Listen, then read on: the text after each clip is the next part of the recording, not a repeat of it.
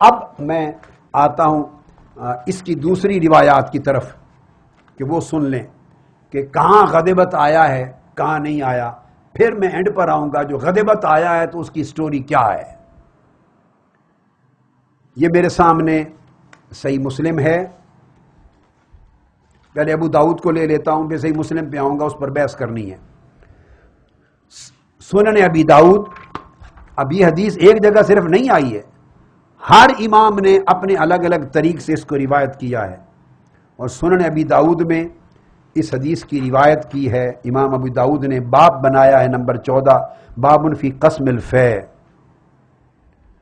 اب وہاں راوی حضرت عائشہ صدیقہ ہیں رضی اللہ تعالیٰ عنہ، اور درمیان میں وہ قول روایت ہوا ہے امام ابن شہاب زہری سے. اس پر گفتگو اگلی نشست میں انشاءاللہ کروں گا. اگلی نشست میں، اس نشست کو جلد ختم کرنے والا ہوں انہی حوالہ جات پر. ابو داؤد، سنن ابی داؤد میں اور صحابہ سے روایتیں آئی ہیں. اب یہ واقعہ صرف ایک جگہ سے روایت نہیں ہوا، حضرت ام المومنین کے علاوہ بھی کئی صحابہ نے روایت کیا، اور ان سے بھی سنیے کہ واقعہ کیا ہے. اور طرق اور اسانید اور دیگر تابعین، اتباع التابعین نے بھی روایت کیا ہے، ان سے بھی سنیے کہ واقعہ کیا ہے، اور پھر مطابقت دیکھیے. یہ عبد الرحمن بن جبیر بن نفیر کے طریق سے آئی ہے یہ روایت. ان نبی ان اوف ابن مالک. یہاں راوی حضرت اوف بن مالک رضی اللہ تعالیٰ عنہ ہیں، اور انہوں نے پورا بیان کیا. کہتے ان رسول اللہ صلی اللہ علیہ وسلم کان اذا اتاہ الفیء قسمہ فی یومہ فاعطى الاہل حظین واعطى العزب حظا. وہ کہتے ہیں جس دن مال فے اور فدق کی آمدنی آتی اسی دن آقا علیہ السلام سب کو تقسیم فرما دیتے، حصوں کے مطابق ہر ایک کے ہاں اس کی آمدنی کی تقسیم کر دیتے، اور شادی شدہ کو 2 حصے بھیجتے اور کنوارے کو 1 حصہ بھیجتے. یہ تو پہلی روایت آ گئی. اب اس کے بعد حدیث نمبر 2963 اموال فے اور فدق کا تذکرہ آیا اگلی حدیث میں. وہ پوری حدیث روایت ہوئی ہے، اور اس حدیث میں کوئی تذکرہ غضبت کا، حاجرت کا نہیں آیا، نام و نشان ہی نہیں ہے. پھر اس کے بعد آگے حدیث آئی ہے، حدیث نمبر میں صرف بتاتا چلا جاؤں آپ کو، 2964. غاضبت کا، حاجرت کا کوئی ذکر نہیں ہے، الگ راویوں سے یہ حدیث آئی ہے، اس میں بھی زوری ہے راوی.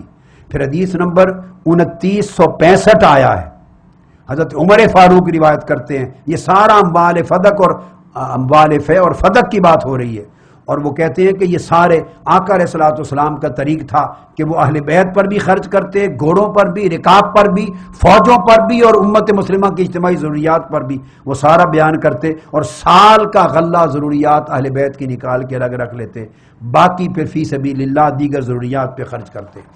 اس کی تائید و تصدیق کرتے ہیں.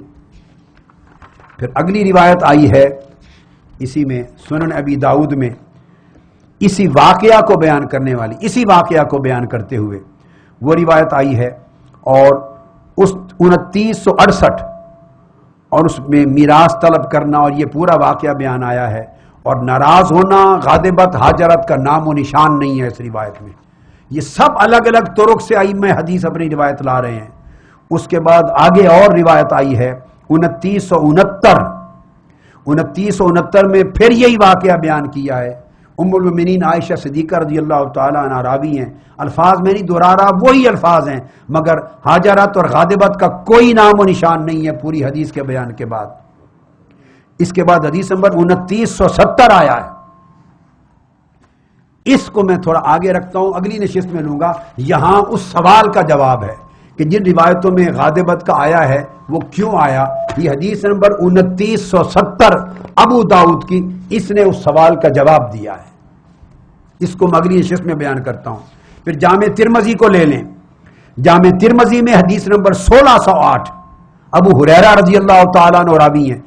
پورا واقعہ وہی ہے، جات فاطمہ الی ابی بکر، ان کے پاس آئیں اور وراثت کا جو ہے مال اس کے لیے طلب کیا، وہ پورا واقعہ، اور سارا واقعہ بیان کر دیا. غاضبت، حاجرت کا نام و نشان نہیں ہے، کوئی ناراضگی کا بیان نہیں.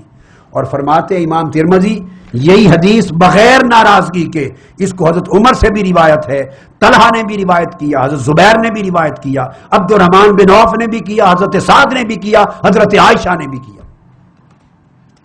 ان باقی تمام صحابہ کی مرویات میں ناراضگی کا کہیں ذکر نہیں ہے. یہ آپ دیکھیے.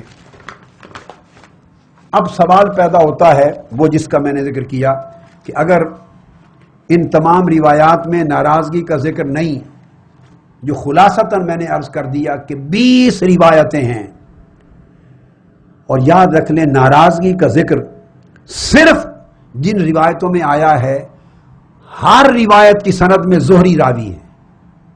یہ نقطہ سمجھا کے میں ختم کر رہا ہوں، اگلی نشست میں انشاءاللہ بات کو میں آگے شروع کروں گا.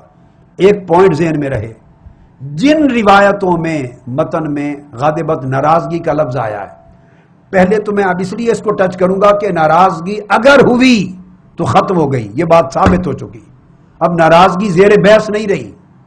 میں نے آپ کو درجنوں حوالے کتب حدیث اہل سنت کے اور کتب حدیث اور شرح نہج البلاغہ اہل تشیع کے دے کر اور ائمہ اطہار اہل بیت کے ذریعے ریفرنسز دے کر ثابت کر دیا، اگر کوئی ملال رنج تھا بھی تو سیدہ کائنات نے اللہ کو گواہ بنا کر ختم کیا اور راضی ہو گئی.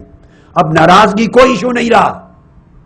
اب میں انٹرٹین کر رہا ہوں جسٹ بخاری کی روایت کی خاطر کہ یہ سوال برقرار رہے گا کہ اس کا جواب کیوں نہیں دیا. وہ میں دینا چاہتا ہوں کہ غاضبت اور حاجرت کے جو لفظ آئے ہیں کہ ناراض ہو گئیں اور پھر اس کے بعد بولی نہیں، یہ کیا معنی رکھتا ہے.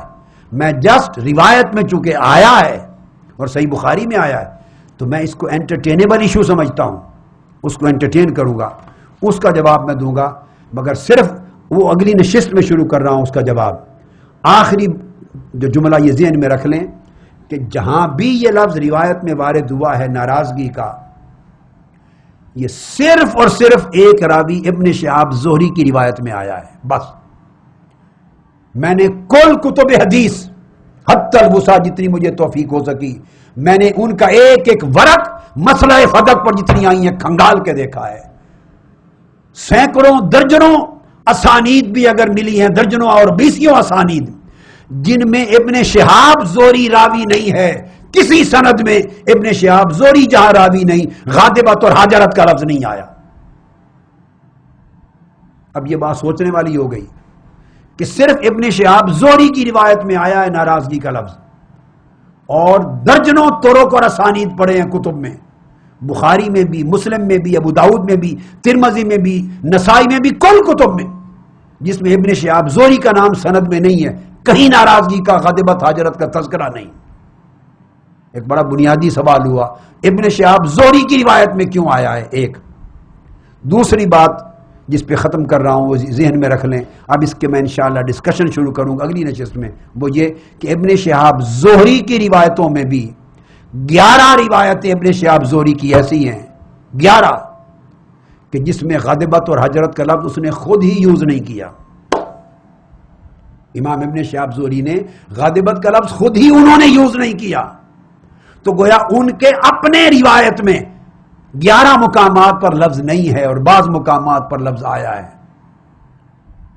تو جب یہ صریح فرق نظر آ گیا اور باقی تمام روایات جتنے دوسرے راویوں سے آئی ہیں، دوسرے صحابہ سے آئی ہیں، دوسرے تابعین سے آئی ہیں، دوسرے طرق سے آئی ہیں، کسی میں غاضبت کا لفظ غضبناک ہونے ناراضگی کا نہیں، اور خود ابن شہاب زہری کی اپنی 11 روایتوں میں بھی نہیں.